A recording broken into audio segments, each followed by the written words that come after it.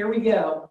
If we quickly cover scripts for the following topics, are we going to meet your goals for the class? So some prospecting scripts like referrals, how to build relationships, setting appointments, connecting with questions. Buyer lead, scheduling appointments, pre-quals, sample needs analysis, staying in control, and making an offer. Buyer listing, why work with me? For sale by owners and expireds, why work with me? For seller listings as well, pricing, do we really have to make repairs? I think anybody that's been in the business that works with sellers, I think that's something that we hear often. So is there anything else that we should try to cover? Some of the scripts I'm just going to have you lead with. Other scripts we actually will practice, and you will have some choices in that. I think I got a pretty good cross section there. So have you ever been at a loss for words? That means you have nothing to say, stunned to the point of speechlessness.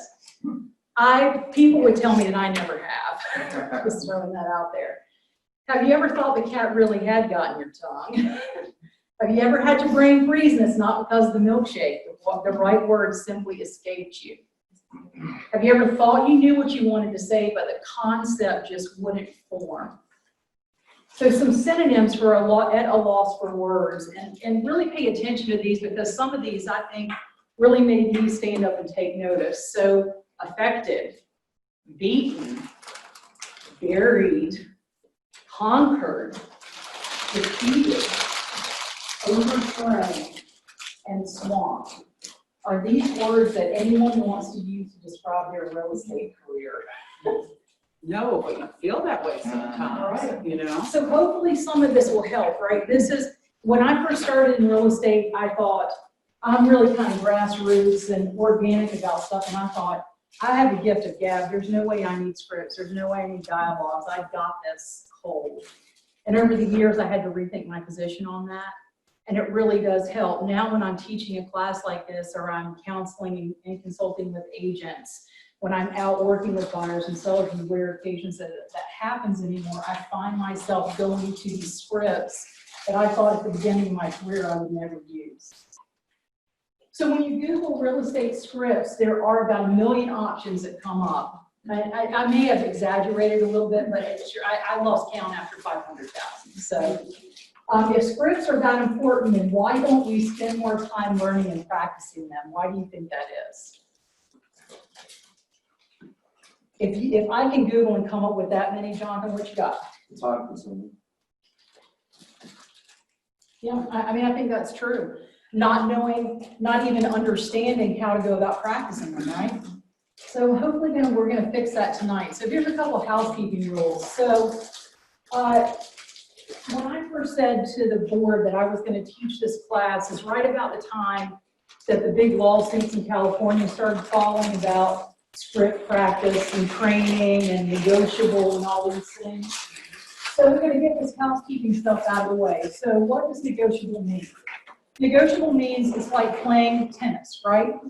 You're bouncing the ideas back and forth. You're negotiating. And it can be personal life. Does anybody here believe you have to negotiate with a 15-year-old granddaughter? Oh, yeah. Your 35-year-old children. Yeah.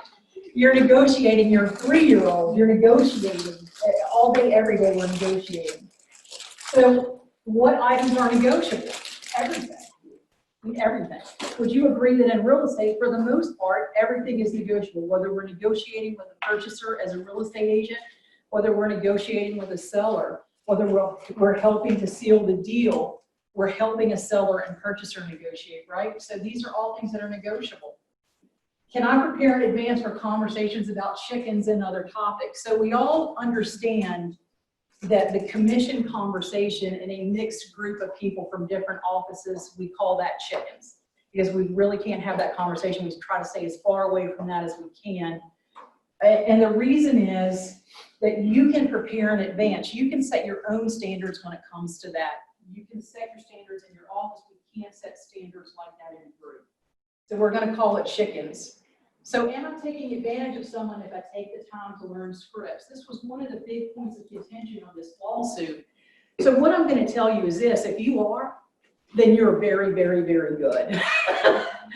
I wish I was that good, but can we really take advantage of someone just because we learn scripts? We're not going to wrestle them to the ground and force them, drive them to the closing, right? I mean, we're not having them do anything that they don't already want to do. There may be fear involved, there may be other things involved, and this is what we're negotiating through.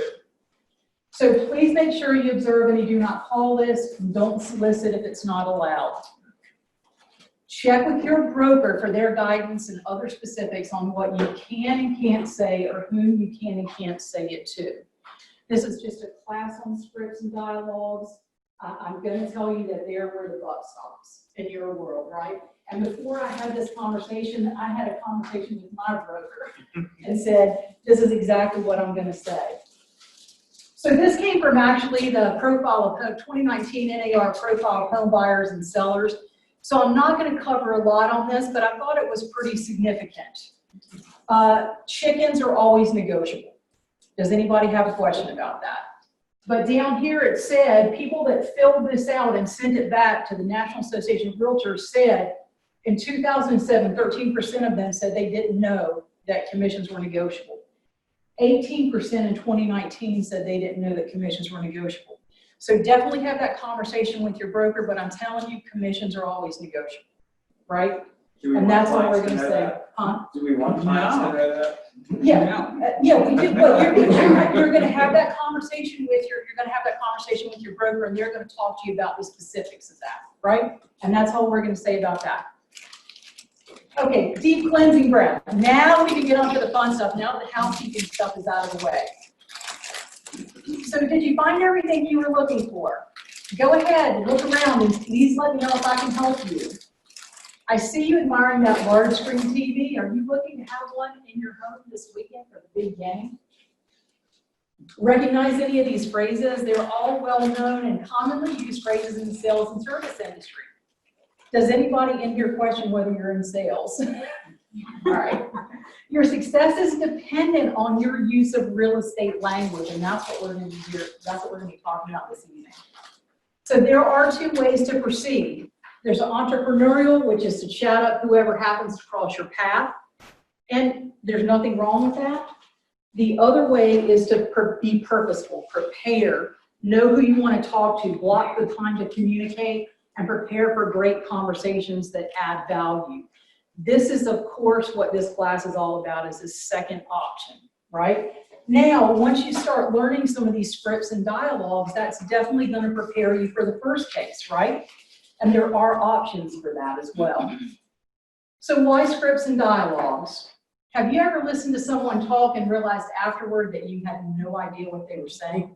Hopefully that will not happen in this class this evening. Hopefully you will know what I'm talking about. How many times do we think we're being clear in our communication only to find that that other person didn't understand what we were trying to say? It happens much more than we think, much more than we would like to admit. Where communication is not about what you think that you are saying, it's about what the other person is perceiving, right? So that's how important this is. It's the perception of someone else. Scripts and dialogues allow you to have that first response that deliver a powerful message. It also allows you to ask the questions, the powerful questions that you need to get answers to when we're trying to help people, right?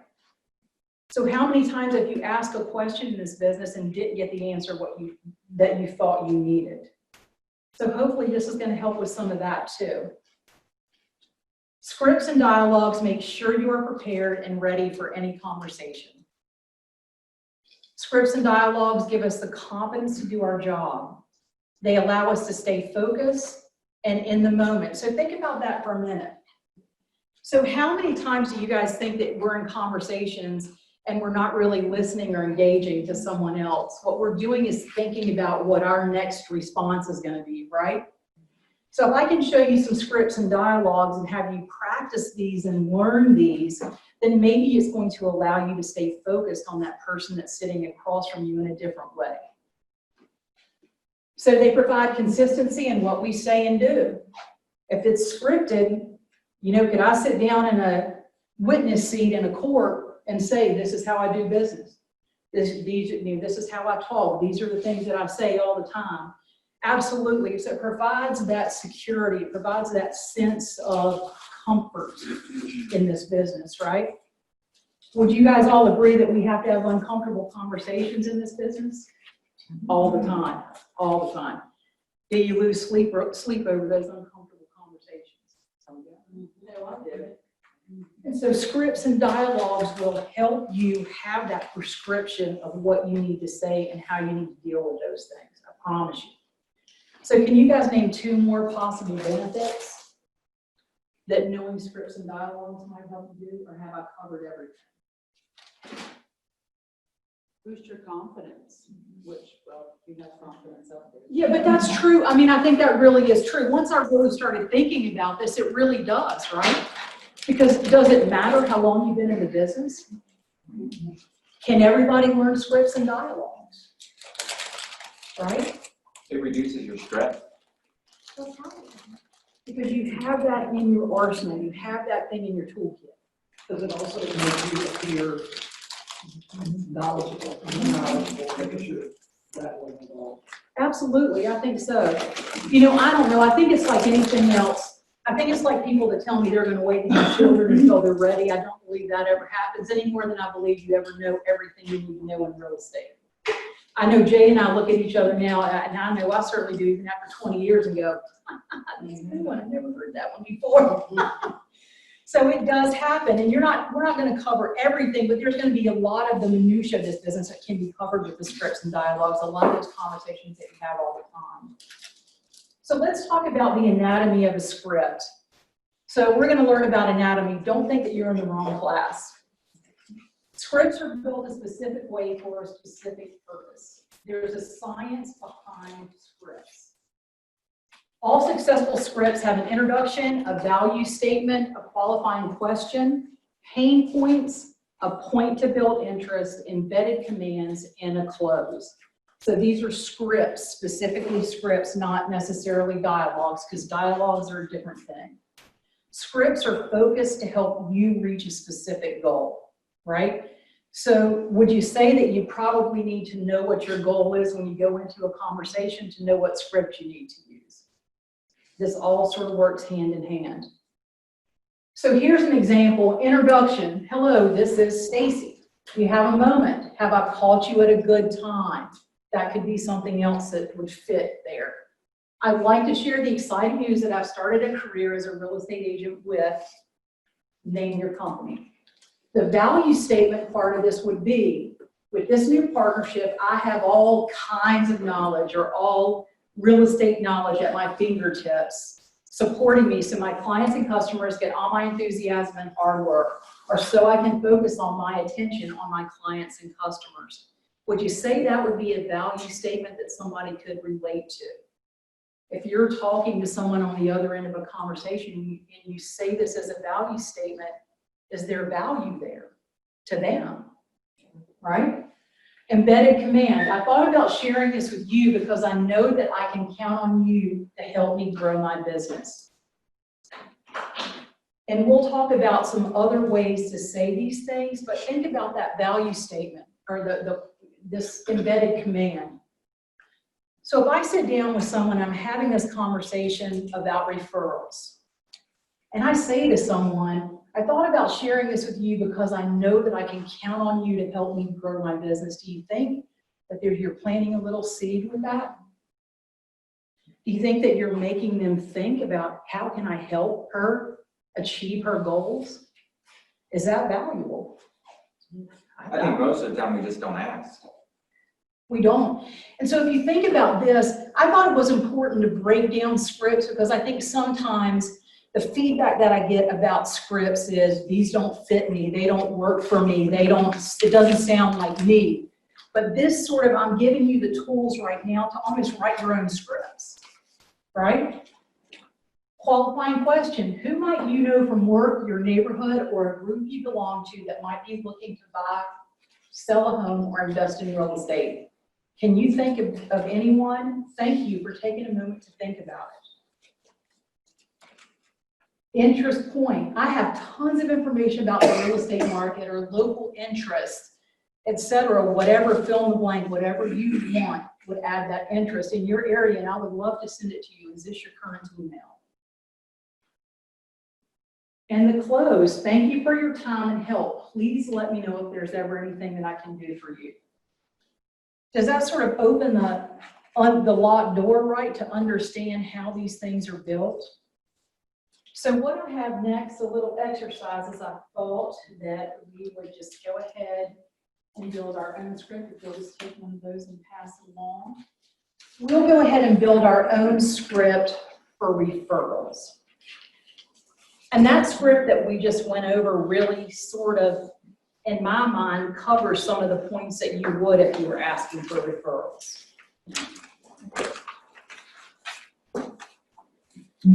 So let's talk about the introduction as the papers are going around. So if you were looking to get referrals from someone, would this be an introduction that could work? All right, hey, this is my name. Do you have a moment? There's some thinking, the reason that I put, have I called you at a good time, is because sometimes people get on the phone and go, is this a bad time? And from the stuff that I've read, that's negative connotations, and you want to stay away from that, right? So if this introduction would work, let's write that down as our introduction on the script that we're building right here. Or if it's not, how do you think we could change it? What kind of ideas do you guys have about changing this introduction?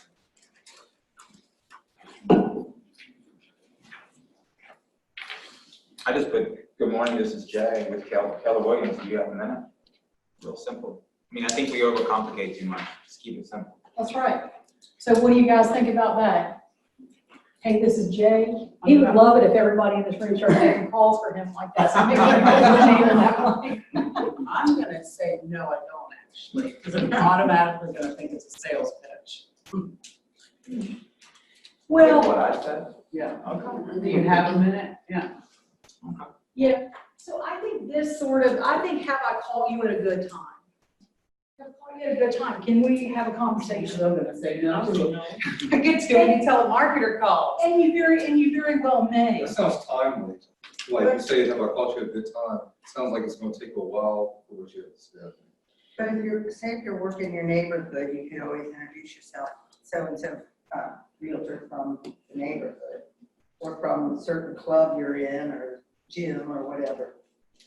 And an introduction, I mean, you have to have an introduction, and let's face it, in this business, at some point, you gotta make phone calls, right? Yeah, the phone calls are never comfortable. It's always a big risk. This is the hardest thing for real estate agents to do, is to pick up the phone and to cold call somebody, or even follow up with Well, somebody. and not necessarily cold call, you know, and that's a whole different class. We can talk about, you know, warm leads and where those come from and all those kinds of things. But for purposes of this, is that introduction, we want to keep that introduction the way it is, or do we want to change it on our script? I like it. Okay. Hands, keep it. Change it, keep it. Do we like it the way it is? I don't wanna know. change it. I would keep mine. I was just, I worked at an insurance company for a long time, and I always started with, I'm just touching base with you too. So that they don't really have an option until they hear a little bit more to just say no. So what do you guys think about that? As you can see, there's a wide range of introductions you can use. So as long as you make some type of an introduction, it doesn't really matter which one that you use. Because this is just getting them, just, hey, how are you? Warming them up a little bit, right? But we do have to make a decision, because the next exercise requires us to use the script that we're building right now. And then, I guess with this introduction too, the introduction should be based off of whether you have an established relationship or not too, because like if you already have an established relationship, I don't have to tell them who I am. It's like I can just go into, hey, how you doing? It's like, how's the family?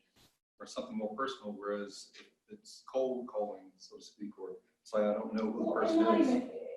And I don't know if even cold calling is it, because I definitely introduce myself no matter who. I mean, if I'm calling an agent, I go, hey, this is Stacy. You know, so but I think we need to decide, is this the introduction, or are we going to use another one? Can we chat a bit? Yeah, can we chat a bit? It can be whatever, it can be personal, right? It can be whatever's true to you.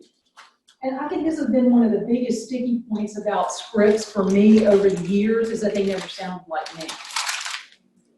When I'm reading that, it seems like a brand new agent because I just started a career. So it's hard for me to say, yeah, that's good. Because it wouldn't work for me. Okay. Everybody can have their own. So let's say, hey, let's say, what do you want to simplify this? That's what I've been trying to think. So I'm gonna Okay. simplify it. So how would we simplify that? I just say, hi, this is Christine with ERA. I'm just touching base with you. Okay, what about that? Can we write that down? Hi, this is, put your name in the blank. I'm just touching base with you. How about that? Everybody good? Okay. So value statement. So with this new partnership, so how would we create, so the script that we're writing is going to be going to someone to ask for referrals. So if you're on the other end of the phone and I'm going to ask you for a referral, what would that value statement be? What might that be? It's not going to be this value statement. It's going to be something more like, hey, I know that we had such a great experience when we closed that house. I guess, with mine, it's funny because I did a similar, I wouldn't say script, but when I left Sprint, it's like I satisfied a lot of my clients and it's like they were all happy. So it's like my value statement was essentially taking them to the happy place. It's like when I worked at Sprint, did I take care of you? And it's like, weren't you pleased with my services? And it's like, can you think of one or two people you know that might be marked for items? That's right. But the value in that is, hey, look how well I took care of you, right? And do you think that would relate to someone on the other end of the phone or the other end of the conversation? Because you may not even be using the phone to ask for that business, right? So I think the value statement for referrals is, hey, it was really a great transaction that we had when you bought your home, and that's the value. Know that I'll take care of anybody that you send my way the exact same way that I took care of, and I treat my referral business like gold. Would someone on the other end think that there's value in that statement? So let's use that as a value statement. I really loved the deal that we had together, however we want to term that.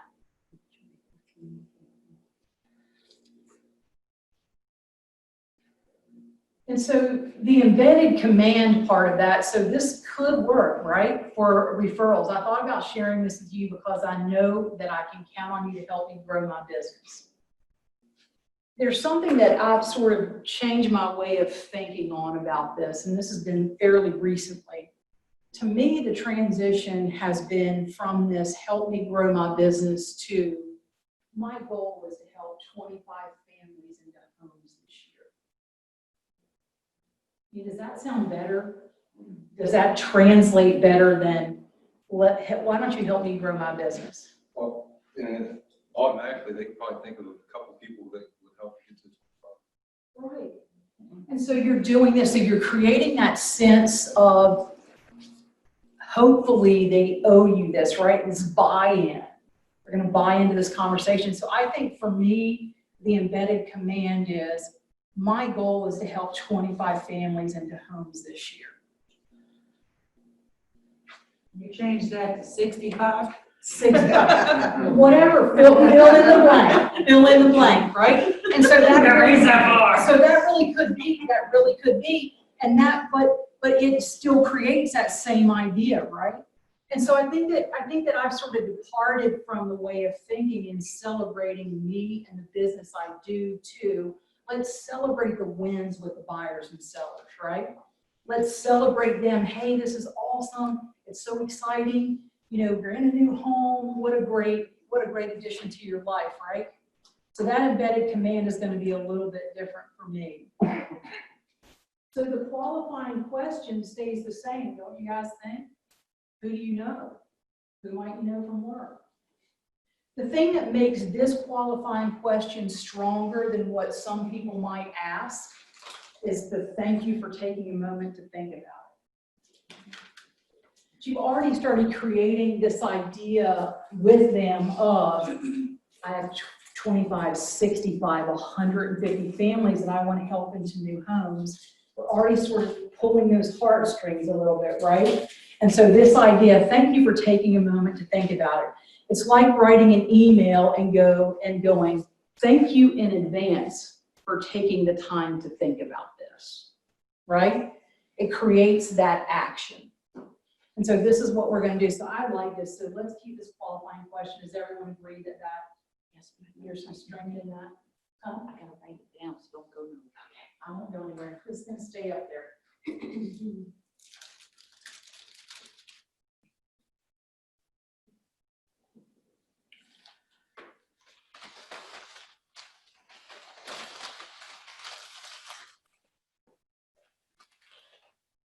So while you're writing, let's talk about this interest point. So if my focus with this script is to get referrals from someone, for me, that interest point doesn't really work.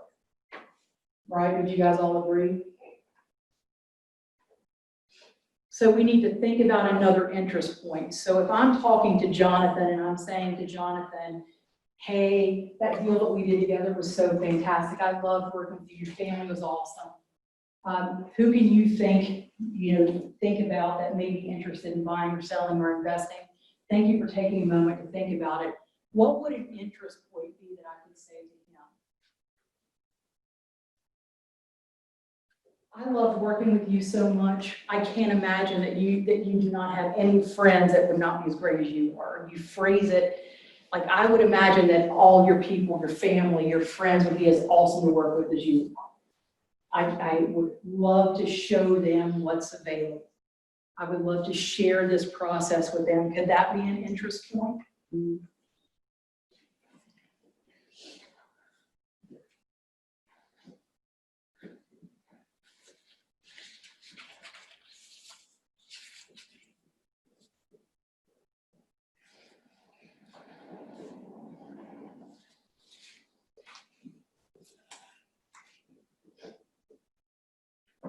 The interest point is interesting. I remember when I first got into real estate and, you're nervous, you're answering the phones, you're on the phone with people, you get off the phone and I would go, I forgot to ask for their name.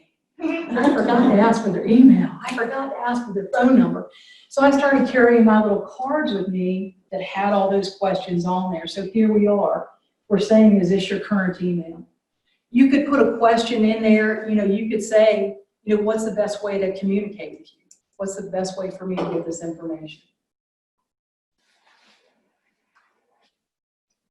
So then closing, of course, is just thanking them for their time. But I'm going to add something else with referrals that I think is really important.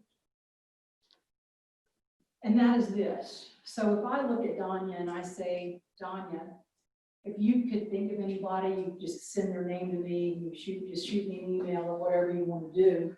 Who's in control of whether that person contacts me? I am. Danya is. Is that the right person to be in control of that? Yes. No. I am as the agent. Oh. So what I'm going to say to you, so what I'm going to say is, so what I'm going to say is, hey, Donnie, you know what? I'll tell you what. I know it's probably stressful. People hand out names. People never call. You feel bad because these people whose names you handed me don't call me. So why don't we do this? If you find someone who's interested, get their name and their contact number and permission for them to take my call. And I'll reach out. I'll make that call.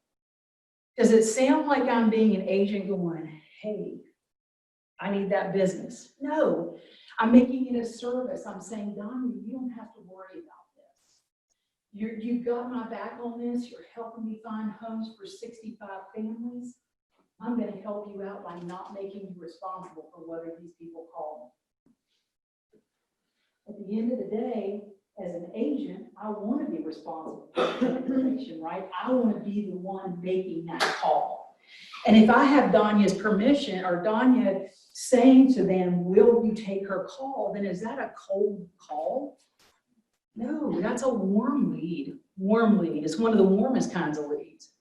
Because your script, when you call them, is going to be, Danya raved about you. She loves you to pieces. Thinks you're one of the greatest people in the world, and she trusts me to help you find some real estate, right? And so that's an easy script. That's an easy way to make that phone call. So I'm going to add that to my close. I'm going to say, you don't need to worry about worry about whether they're going to make that phone call. We got this. Does that make sense? So does everybody have the scripts written down enough? No. All right.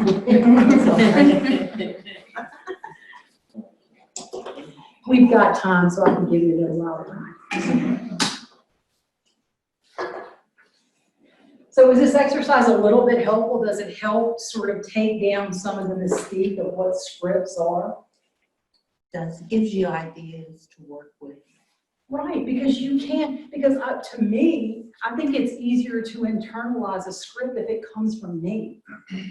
And it can, as long as I'm doing these things. Definitely. Right? I think in scripts now, it's pretty crazy. I have to use scripts on Jay all the time. But now he's gonna know. Now he's gonna wait. Now I know what you're trying to do. Now he's gonna be identifying all parts of our conversation. Are they working, Jay? Sometimes. No, I'm prepared now. Well, I mean, at the end of the day, a script can't force someone to do something, right? Are we suggesting it? Do we have an embedded command? Are we asking qualifying questions? Are we opening every door we can to get the result that we want? Absolutely. Not unfair at all. What's your thoughts on asking, if they don't have anybody, can I follow up with you next week? Absolutely. Because there's 3 reasons to make a phone call in real estate. My 3 reasons. My 3 reasons are to build a relationship, right? Jonathan, you said build relationships, right? That's definitely a valid reason to make a phone call in real estate. Is that an hour-long conversation? No. The second is to get a referral. And the third is to get a direct buyer sale, right? So if you're sitting down to make real estate phone calls, and if you're not, you need to change the way you're doing business. You need to sit down, you need to lead gen, you need to get on the phone, you need to talk to people every day. And so if you're making calls for one of these 3 reasons, can you practice scripts about those before you get on the phone? What were your 3 reasons? Your number 1 is to forward the relationship, to build that relationship, to make it stronger. The second one is referrals. And the third one is a direct buyer sale. The other thing that I believe is that you don't really push all of this stuff together. When I'm in a deal with someone, I may say, hey, if you appreciate the way this is working out, can you please let me know if you know anybody who's looking to buy or sell? That'd be great. You can say that, but it's not going to be as formal as this after query, right? Because I feel like sometimes we, play the mishmash game, like we're mixing songs together and stuff like that. And I think for me, it's clear if my intent can be one thing. I know what my focus on, that's why we're on the phone. This is what I hope to achieve at the end of this, right? Because then I can spend that 20 minutes or 30 minutes before I get on the phone practicing these things.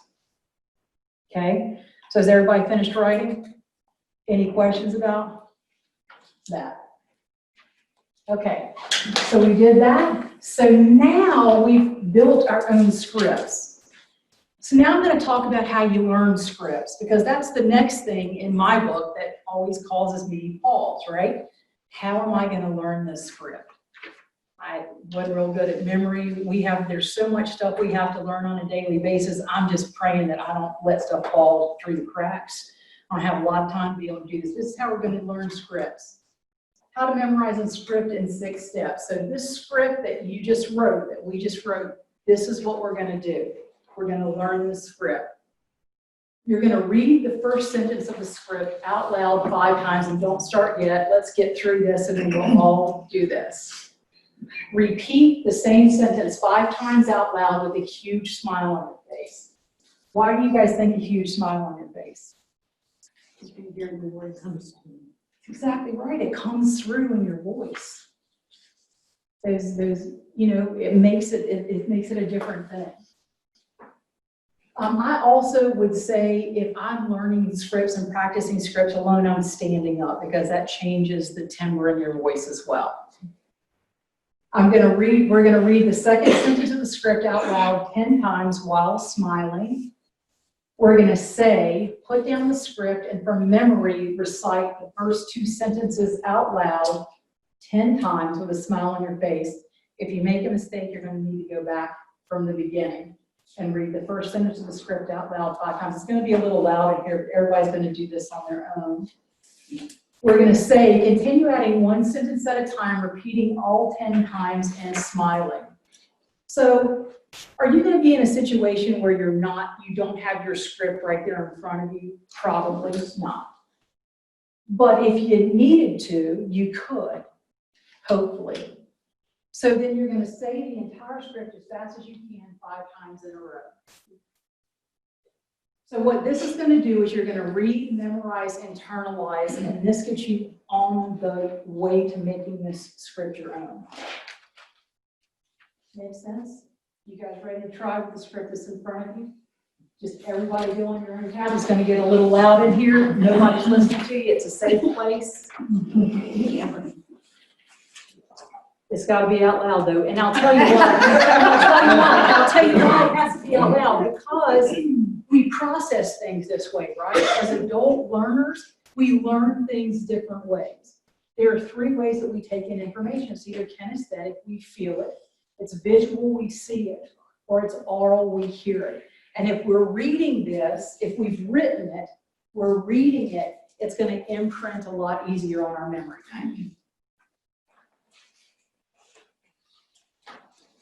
So first we stand up now. No, you're gonna do it all together. So nobody's on the spot, you're gonna just do it all together, just blurt it out there. 1, 2, 1, 2, 3, go.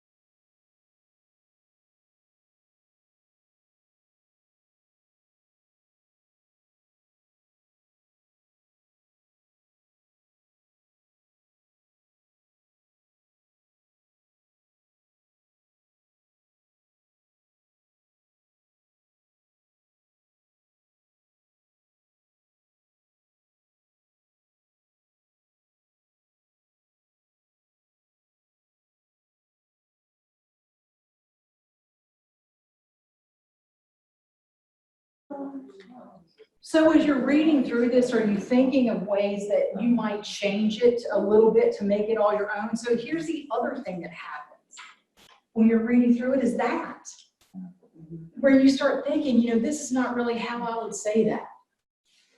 You know what, as long as you keep to the whole idea that you have the embedded command and you have all the other parts of it, it doesn't really matter.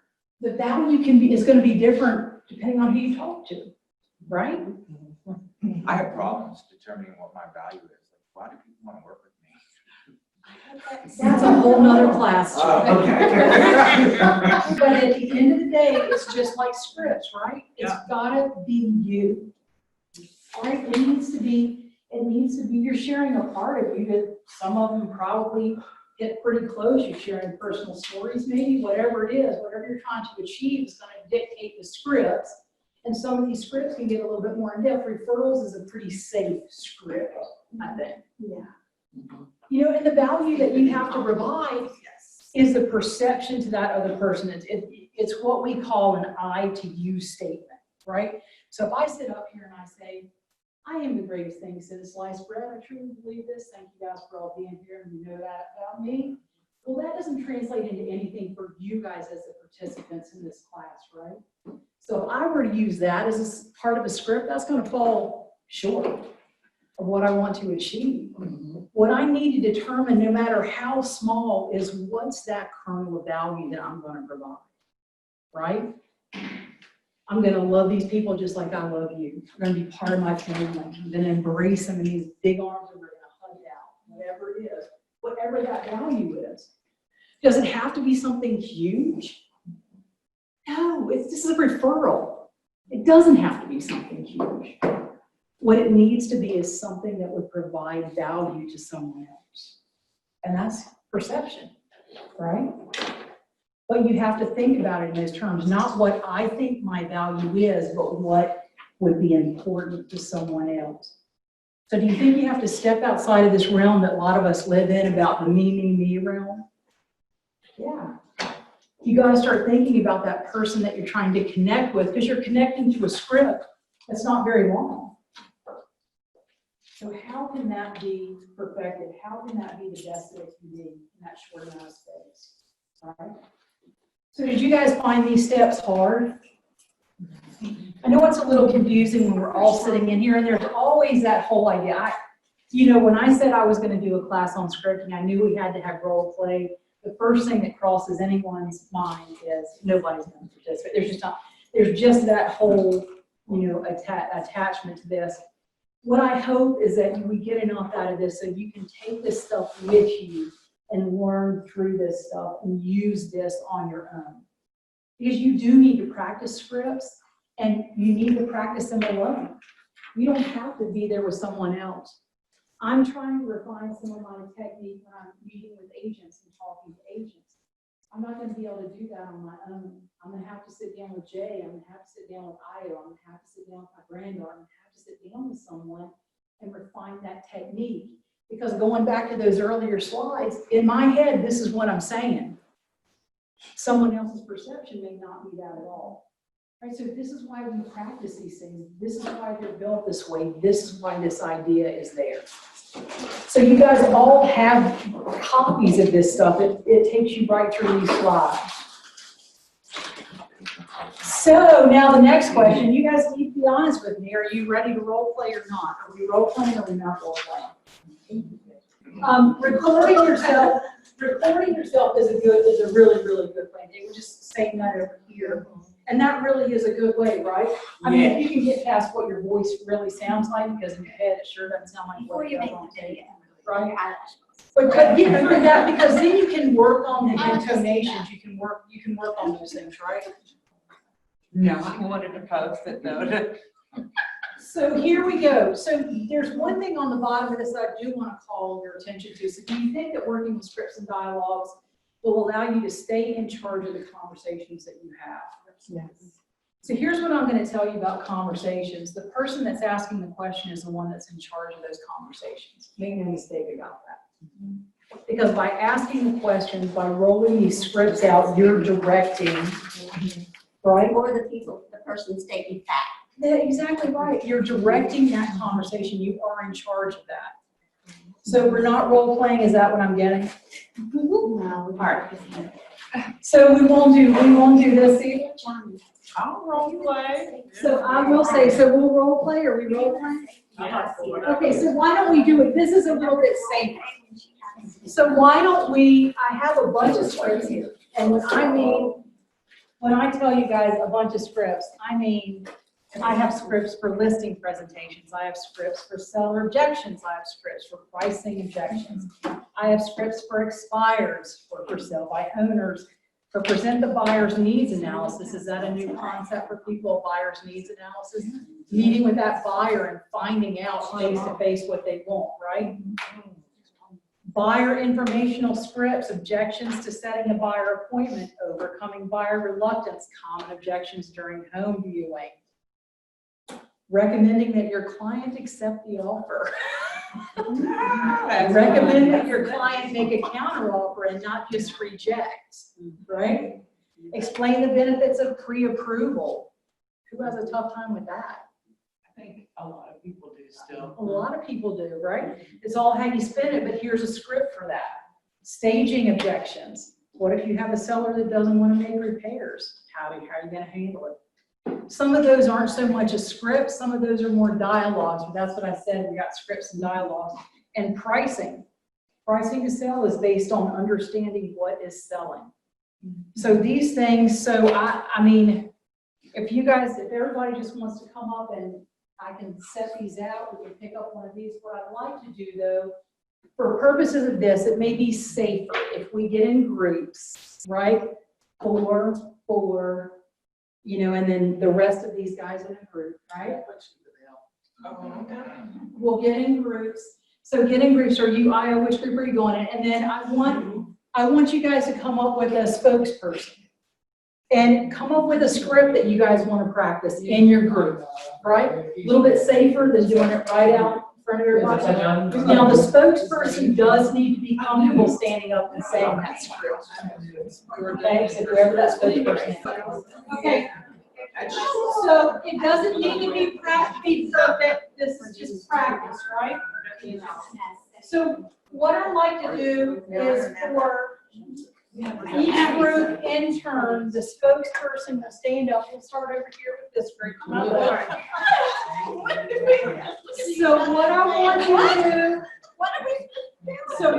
you to do, the spokesperson's gonna stand up. Hey, can we turn around, guys, and engage here?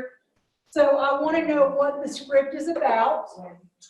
I want to know if you're calling, getting a call, or if you're meeting the person that you're practicing the script for in person.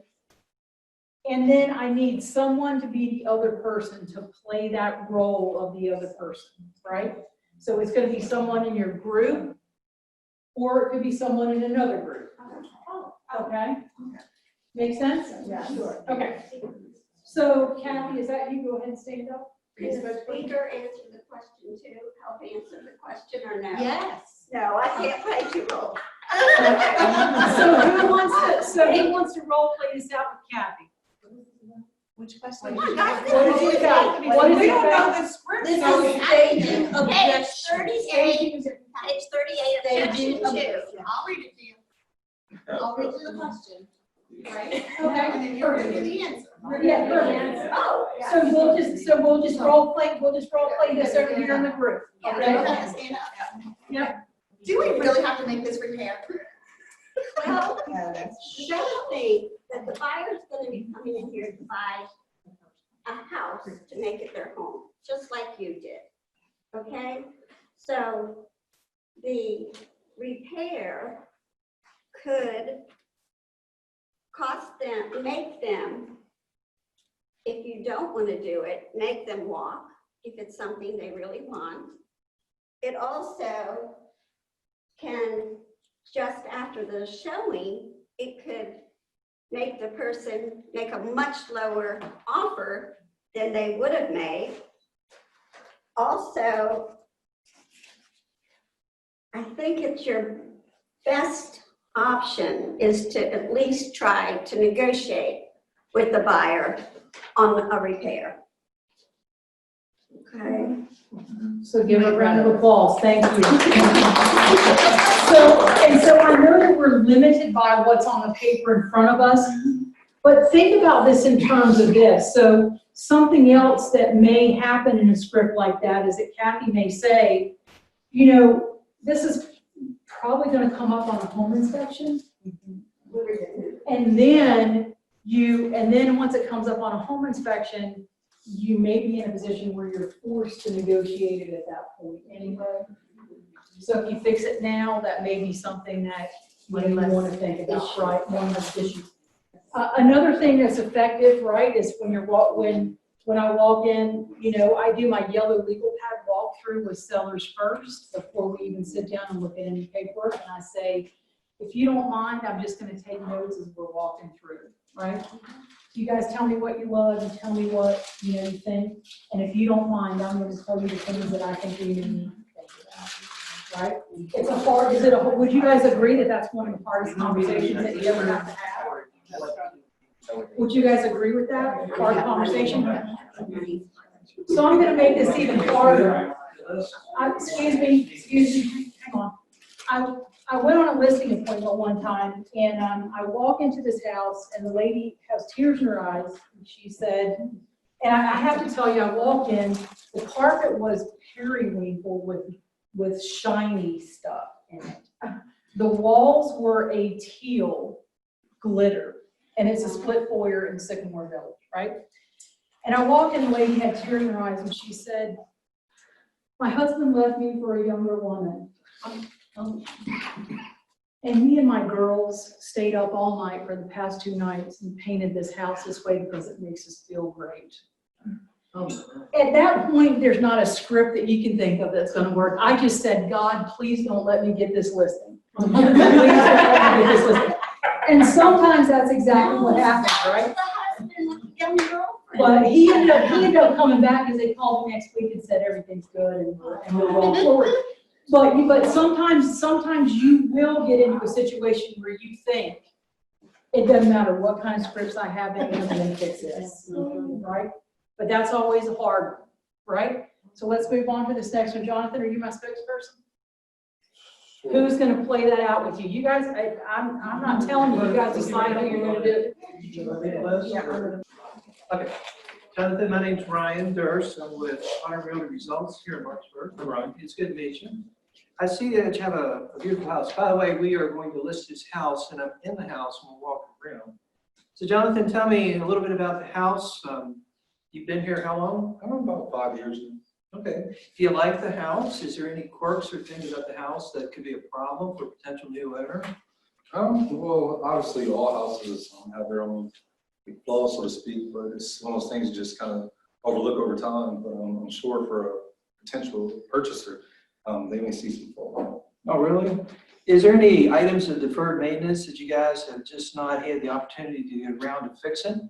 Well, the HVAC unit hasn't been working like it used to, but I'm sure there's things that can be either covered up or fixed. That's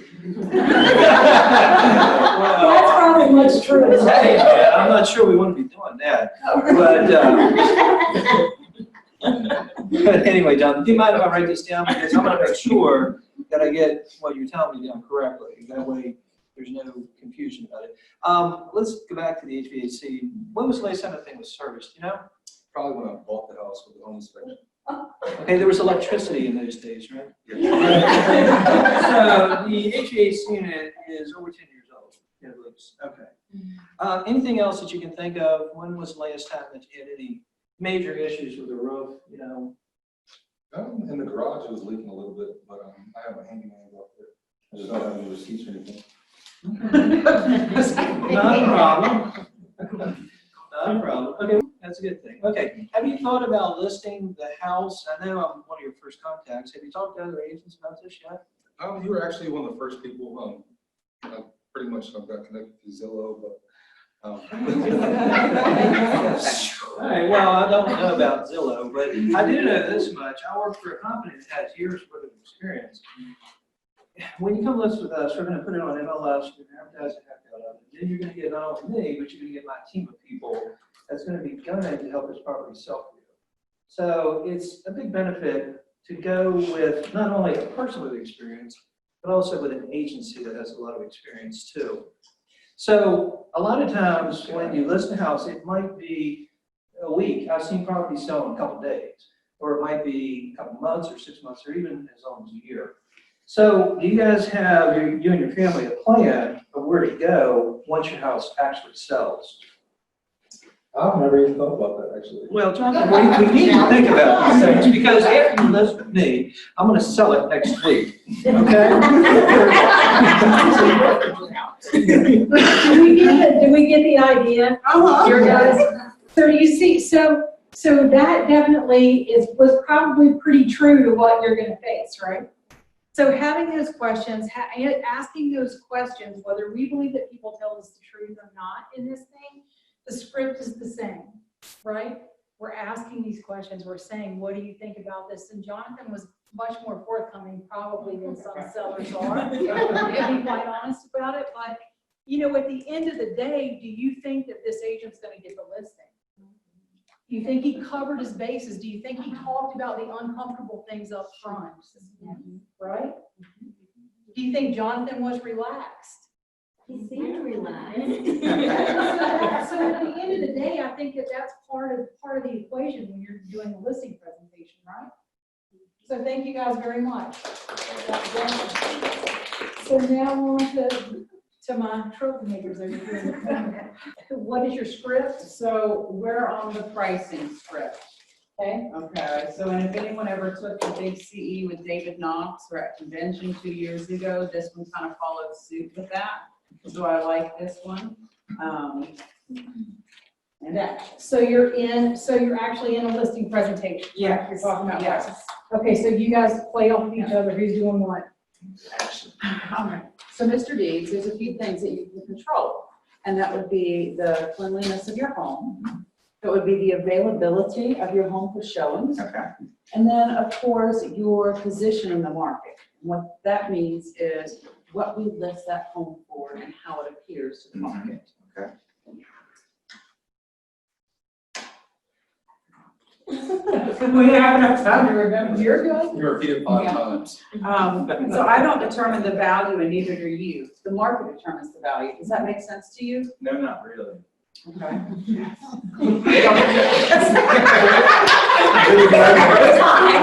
That's a different script. Yes.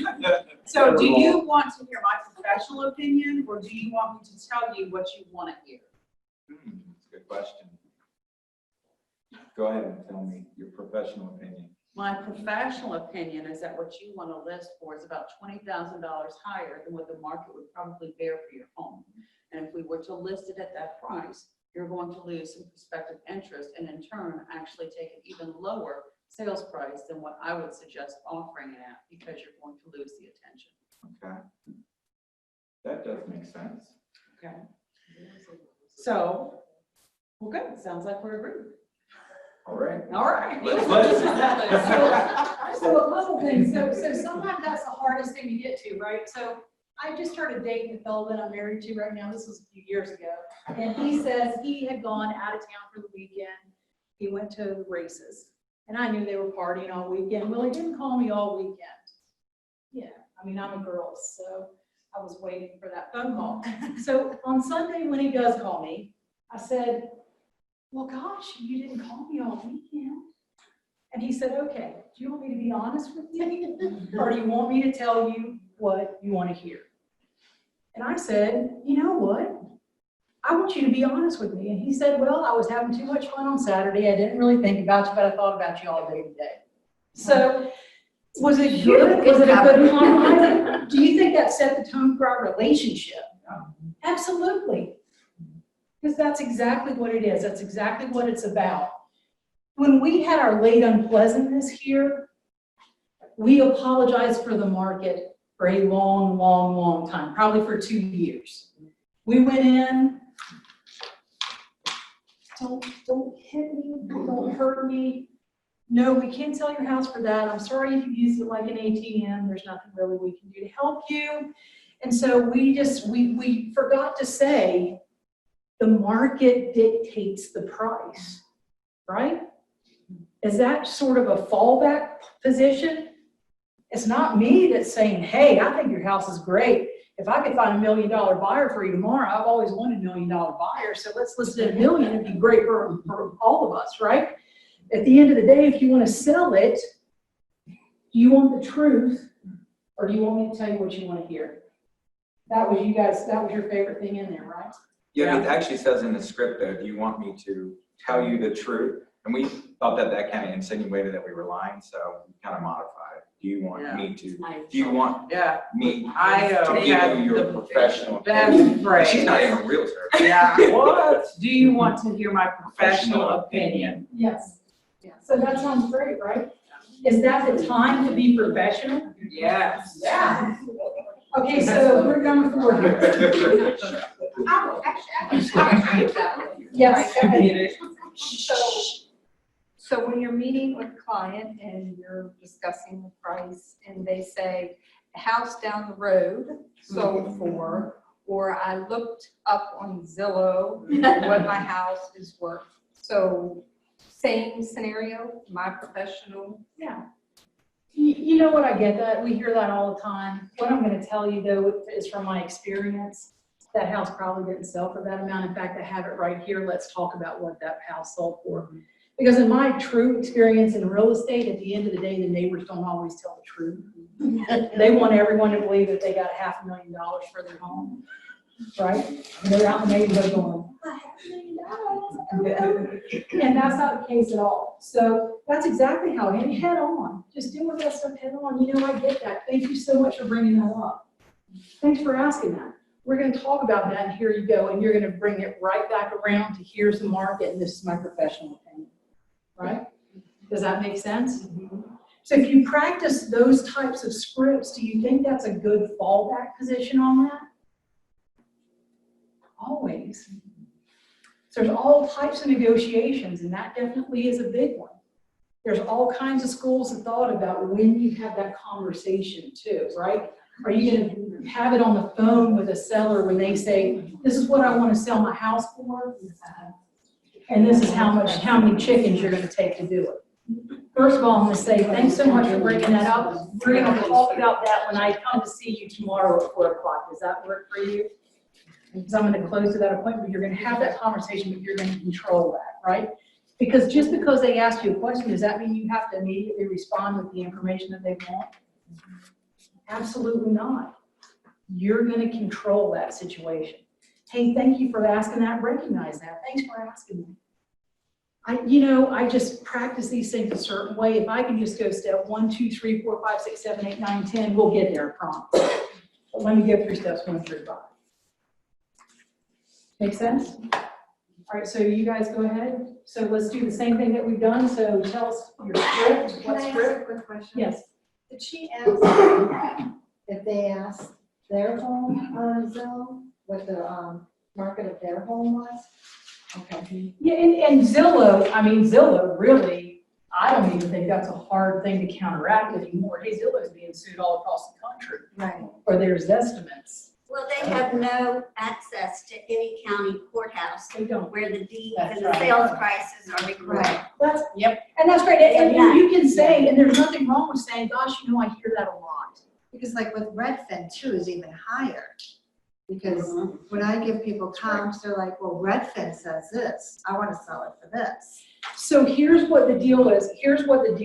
I would make a distinction at that point between listing and selling.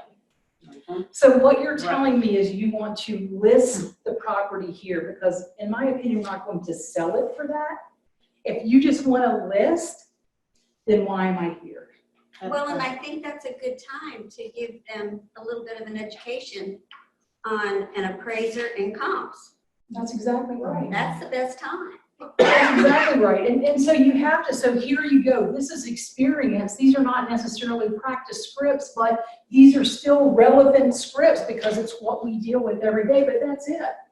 I get that. I'm making a distinction between listing this property or are we going to sell it? And so before we get there, we've had this conversation like we had down here. So what does this mean to your family? Where do you guys want to go? Oh, we just had quadruplets. We need to move to Mississippi with family. So then I'm going to say, so let's take this a step further. So we list your property for this, and those kids are 4 years old by the time you get there to them.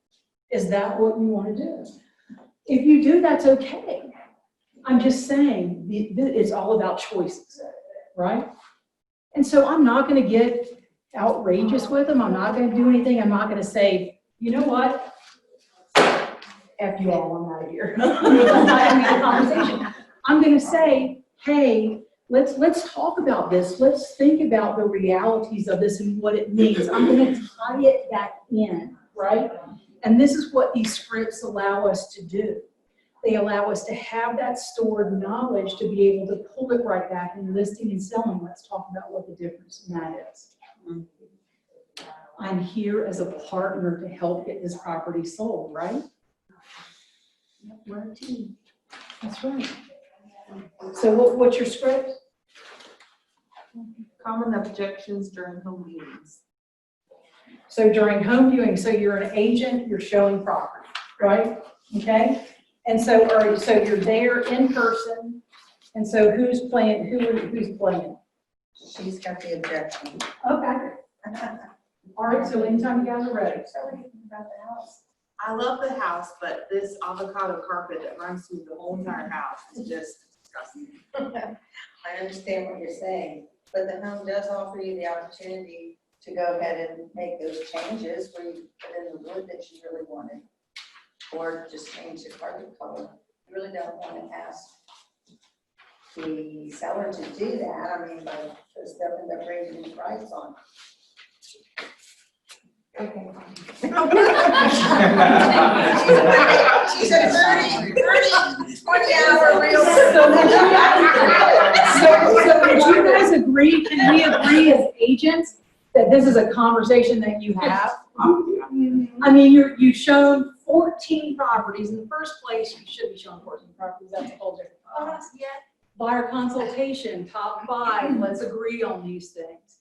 But you're in this conversation, and I had this situation, and one of the other things along those lines that you may hear someone say is, I gotta sleep on it, I gotta think about it overnight, I can't do anything right now.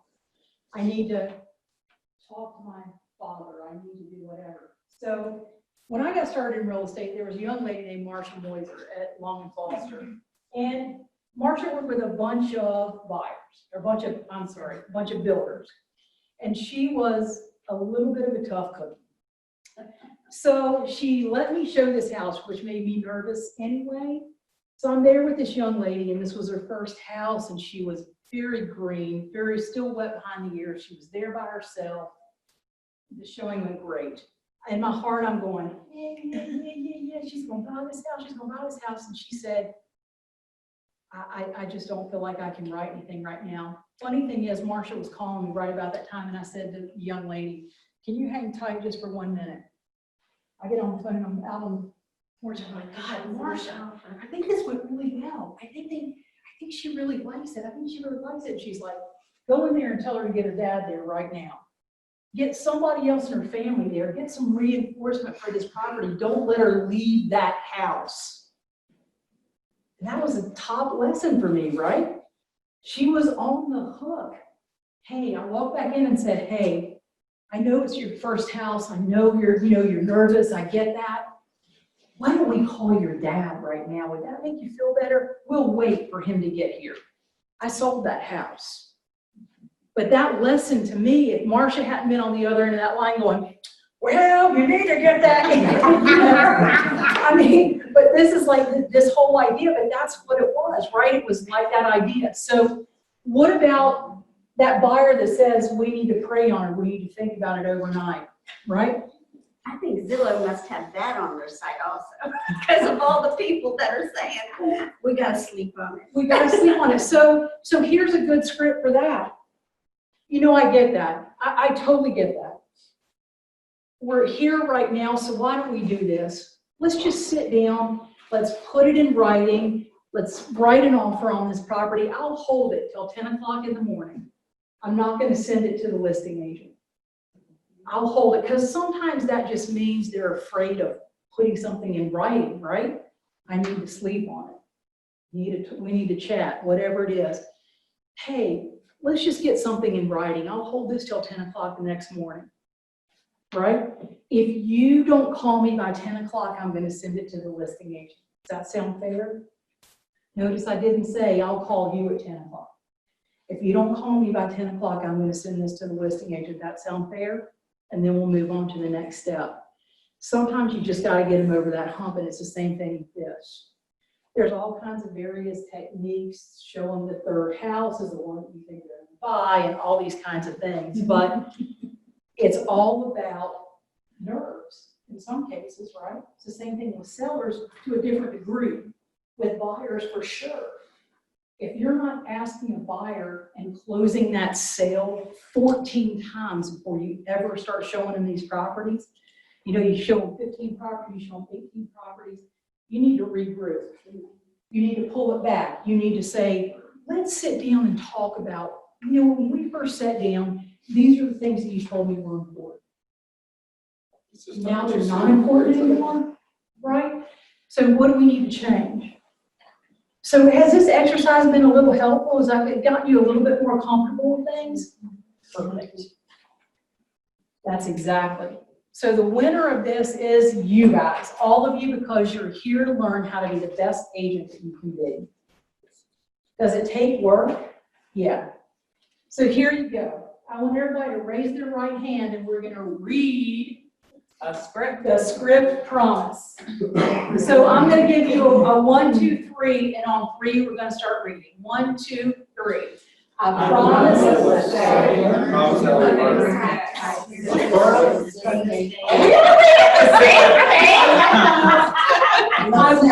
will want to say each and every day. I will have an elevated speech for the grocery store line. I will be ready for the situations that I have in real estate on a daily basis. I will commit to learning one new script every week. I will commit to weekly role play with one new script each week. I will learn, memorize, internalize, and be the best scripted agent I know. So I know there's something on there that we haven't talked about, and that's an elevator speech. So real quick, as an ending, let's talk about an elevator speech. So what an elevator speech is 1, 2, or 3 minute little snippet of what you do. It basically was, from a sales position, from a sales perspective, was developed in what you could tell someone in an elevator and the time it took to get from one floor to the other floors, right? So it's very quick. So it's an encapsulated version of what you do. You should have 3 or 4 of those for the time when you're not being a secret agent in the grocery store line and somebody has a Homes magazine in front of you.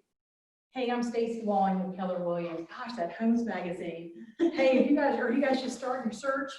Let me tell you a little bit about me. So you have those elevator speeches in your back pocket, in your toolkit, just like you have your scripts, just like you have your dialogues. Because I think one of the hardest things as agents, what makes us be secret agents, is not having that confidence, that fallback point. And if you have 2 or 3 elevator scripts at your disposal, is that going to make you feel more confident? I know what I need to say. I got this, and I got this. And the knowledge that, of course, you're the best agent for the job. So thank you guys for coming. Did we reach our goals with this class? Yes. Any final questions? You can separate them. Yeah, they're gonna get. You told me to go home, who was the best agent for the job? You know, I mean, ego does play a part in what we do. I'm not gonna lie about that. So please take a few minutes and fill out the survey. Please make recommendations about the future trainings you want to see offered for professional development. This is your board and your education. Take advantage of that opportunity. Thank you, Eastern Pennsylvania Board of Realtors. Dawn, thank you so much for being here and holding this door open for us. Thanks, Keller Williams, for being here sponsoring food. And thank you guys all for taking the time to be the best agent you can. Thank you.